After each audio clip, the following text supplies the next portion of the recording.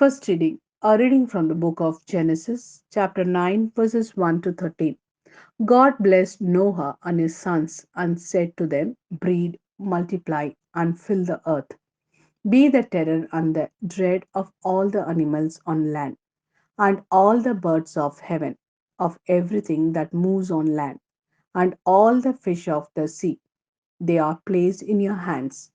Every living thing that moves will be yours to eat, no less than the foliage of the plants. I give you everything.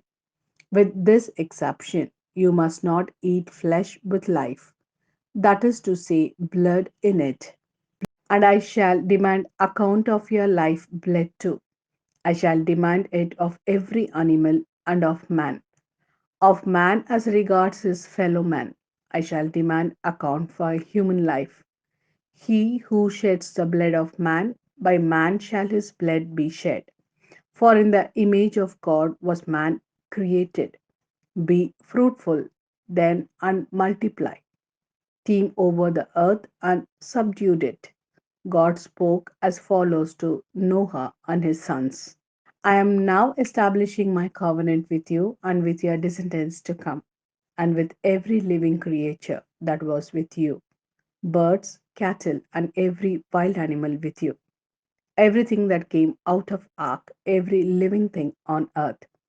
And I shall maintain my covenant with you, that never again shall all living things be destroyed by the waters of a flood, nor shall there ever again be a flood to devastate the earth. And this, God said, is the sign of the covenant which I now make between myself and you, and every living creature with you for all ages to come. I now set my bow in the clouds, and it will be the sign of the covenant between me and the earth. This is the word of Lord. Thanks be to God. A reading from the Gospel according to Saint Mark, chapter 8, verses 27 to 33. Jesus and his disciples left for the villages round Caesarea Philippi. On the way, he put this question to his disciples: who do people say I am? And they told him, John the Baptist, others Elijah, others again one of the prophets. But you, he asked them, who do you say I am? Peter spoke up and said to him, you are the Christ.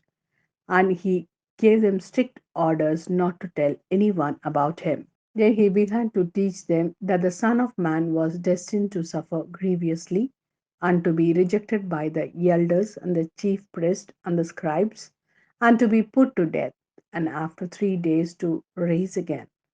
And he said all this quite openly. Then, taking him aside, Peter tried to rebuke him, but turning and seeing his disciples, he rebuked Peter and said to him, get behind me, Satan. You are thinking not as God thinks, but as human beings do. This is the word of Lord. Thanks be to God.